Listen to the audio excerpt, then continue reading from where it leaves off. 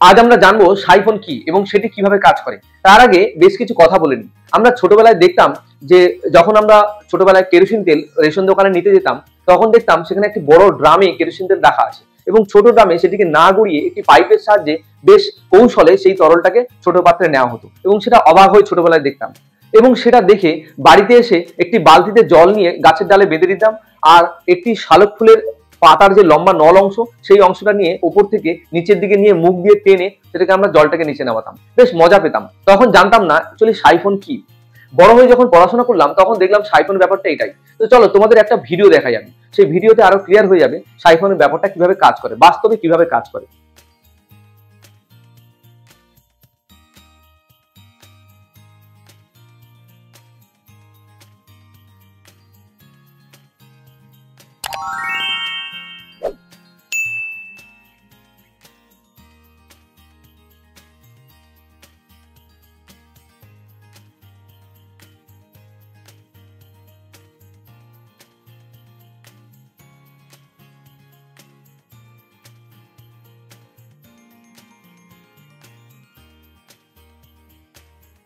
তো তোমরা ভিডিওটা দেখলে, আমাদের বাড়িতে আলো বসানোর জন্য যে পিভিসির পাইপগুলো বসানো হয়েছে সেগুলিতে বৃষ্টির জল ঢুকে ভর্তি হয়ে গেছে। তো সেই জলগুলোকে কোনোভাবে বার করা যাচ্ছিল না। তো তখন মাথায় একটু বুদ্ধি এলো যে রাজমিস্ত্রি কাজ করবার যে সরু সরু পাইপগুলো, ওয়াটার লেভেলের যে পাইপগুলো, সেই পাইপগুলো বেশ লম্বা পাইপ কেটে নিয়ে তার মধ্যে বেশ কিছুটা ঢুকিয়ে বাকি অংশটা মুখ দিয়ে টেনে, যদিও ওটা ঠিক নয় তবু কিছু করার ছিল না, মুখ দিয়ে টেনে সেই জলটাকে টেনে বার করা হলো। দেখলাম যে পাইপের ছোট অংশটা ওই পিভিসি মোটা পাইপের মধ্যে ঢোকানো হয়েছে এবং বড় অংশটা নিচের দিকে রয়েছে এবং মুখ দিয়ে টানার পরে জলটা দিব্যি বেরিয়ে এলো। এই কৌশল ছাড়া ওর ভেতর থেকে আর কোনোভাবে জল বের করানোর কোনো রাস্তা ছিল না।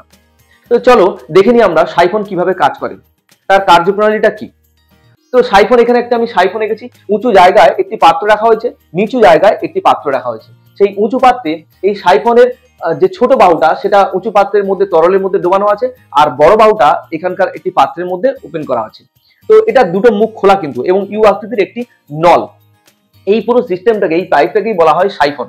তো সেখানে দেখা যাক সাইফনের ছোট বাহুটি এই তরল তল থেকে, অর্থাৎ এই পাত্রের তরল তল থেকে H1 উচ্চতায় রয়েছে, আর বড় বাহুটি এই পাত্রের তরল তল থেকে H2 উচ্চতায় রয়েছে। এই বিন্দুতে চাপ ধরে নিয়েছি পিবি, এই বিন্দুতে চাপ ধরে নিয়েছি পিসি, অর্থাৎ বি বিন্দু সি বিন্দু। আর এখানে বায়ুমণ্ডলের চাপ পি ধরা হয়েছে, এখানেও বায়ুমণ্ডলের চাপ পি ধরানো হয়েছে, এ পয়েন্ট আর বি পয়েন্ট। তো চলো আমরা যেটা করবার আগে দেখে নিই টার্মগুলো কি কি লিখতে হবে, সেই টার্মগুলো আগে ক্লিয়ার করে দেখি। উঁচু পাত্রের তরল তল থেকে বি বিন্দুর উচ্চতা H1, অর্থাৎ এইটুকুনি। নিচু পাত্রের তরল তল থেকে সি বিন্দুর উচ্চতা H2, অর্থাৎ এইটুকুনি। তরলের ঘনত্ব ডি, এখানে যে তরলটা ব্যবহার করা হচ্ছে তার ঘনত্ব ডি। আর বায়ুমণ্ডলীয় চাপ অবশ্যই পি, বায়ুমণ্ডলীয় চাপ এখানেও পি, এখানেও পি, কারণ ওপেন বায়ুতে রয়েছে। মনে করি বি বিন্দুতে চাপ পিবি, এখানে মনে করা হচ্ছে বি বিন্দুতে চাপ পিবি, ওখানে মনে করা হচ্ছে সি বিন্দুতে চাপ পিসি। চলো আমরা এবার ফাইনাল জায়গায় ঢুকছি, সেটা হচ্ছে বি বিন্দুতে চাপ। এই বি বিন্দুতে চাপ কত, পিবি ধরছি আমরা, সেটা কত, পি মাইনাস H1 ডিজি। এই পি হচ্ছে বায়ুমণ্ডলীয় চাপ। H1 ডিজি তোমরা মনে করে দেখো যে তরল মধ্যস্থ কোন বিন্দুতে চাপ ছিল H ডিজি, এটা ফর্মুলা ছিল তরল বিন্দুতে কোন বিন্দুতে চাপ, অর্থাৎ H হচ্ছে তরলের গভীরতা, আর ডি হচ্ছে তরলের ঘনত্ব, আর জি হচ্ছে ওই স্থানের অভিকর্ষীয় ত্বরণ। তো সেখানে সেই ফর্মুলাটাকেই কাজে লাগানো হচ্ছে, অর্থাৎ পি মাইনাস H1 ডিজি। সেক্ষেত্রে আমি এটাকে পিটাকে রেখে দিয়ে H1 ডিজিটাকে এদিকে আনলাম, পিবি প্লাস H1 ডিজি, ব্যাপারটাকে ঘুরিয়ে লিখলাম P equal to PB plus H1 DG, এটাকে 1 নম্বর সমীকরণ রাখলাম। দ্বিতীয় ক্ষেত্রে সি বিন্দুতে চাপ একই রকম ভাবে PC equal to P minus H2 dg, P minus H2 dg, এটা পিটাকে রেখে এই দুটোকে আলাদা করে নিলাম, অর্থাৎ P equal to PC plus H2 dg, এটা সেকেন্ড ইকুয়েশন, দ্বিতীয় সমীকরণ। এই দুটোকে আমরা তুলনা করলাম, তুলনা করলে কি দাঁড়ালো যে পিবি প্লাস H1 ডিজি একটা আর পিসি প্লাস H2 ডিজি একটা, এই দুটো পার্ট সমান। যেহেতু এদিকে আর জায়গা নেই তাই আমি এদিকটা এদিকে করেছি। তো এখানে পিবি মাইনাস পিসি করা হয়েছে, আর ওদিকে এই পার্টটা ওদিকে গিয়ে H2 minus H1 into DG করা হয়েছে। যেহেতু H2 H1 এর থেকে বড়, অর্থাৎ এই পার্টটা এর থেকে বড়, তাহলে শর্ত অনুযায়ী H2 minus H1 greater than 0, H2 minus H1 greater than 0। Greater than 0 হলে এটা যদি গ্রেটার দেন 0 হয় তাহলে পিবি মাইনাস পিসি, অর্থাৎ বলতে চাইছি H2 মাইনাস H1 যদি গ্রেটার দেন 0 হয় তাহলে পিবি মাইনাস পিসি গ্রেটার দেন 0।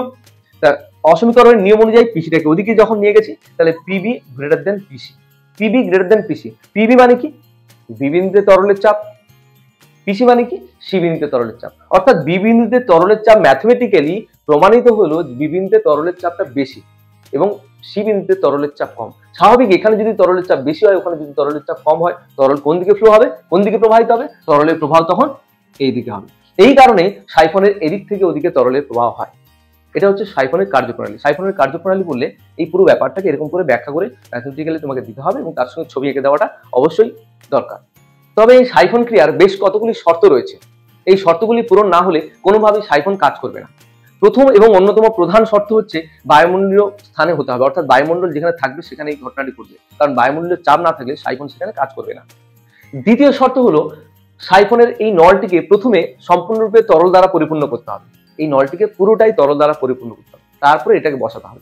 তৃতীয় এবং খুব গুরুত্বপূর্ণ শর্ত হলো এই নলটি যতক্ষণ তরল স্তম্ভের মধ্যে থাকবে, এই তরলের মধ্যে থাকবে, ততক্ষণ সাইফন কাজ করবে। এই তরল নাপতে নাপতে যখন এই জায়গায় চলে আসবে তখন আর কিন্তু সাইফন কাজ করবে না। 4 নম্বর শর্ত হচ্ছে এই ছোট বাহুতে তরল স্তম্ভের উচ্চতা কম হতে হবে, বড় বাহুতে তরল স্তম্ভের উচ্চতা বেশি হতে হবে। 5 নম্বর শর্ত খুবই গুরুত্বপূর্ণ, সেটি হচ্ছে আমরা যখন ব্যারোমিটারের টরিসেলের এক্সপেরিমেন্ট করেছিলাম তখন সেখানে দেখা গেছিল যে টরিসেলি পারস্তম্ভে প্রায় ম্যাক্সিমাম 76 সেন্টিমিটার অব্দি উঠতে পারে, আর জলের ক্ষেত্রে দেখেছিলাম প্রায় 10.3 মিটার অব্দি বায়ুমণ্ডল নর্মাল বায়ুমণ্ডল চাপে উঠতে পারে।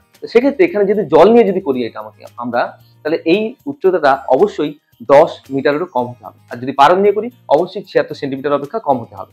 তবে তোমরা জানলে যে সাইফন কিভাবে কাজ করে এবং আমি ছবি এঁকে পরিষ্কার ব্যাপারটা বুঝিয়ে দিলাম। আপাতত তোমরা বই থেকে এগুলো প্র্যাকটিস করতে থাকবে, আর এই ভিডিওটি অবশ্যই তোমাদের কাজের হবে বলে আমি মনে করি।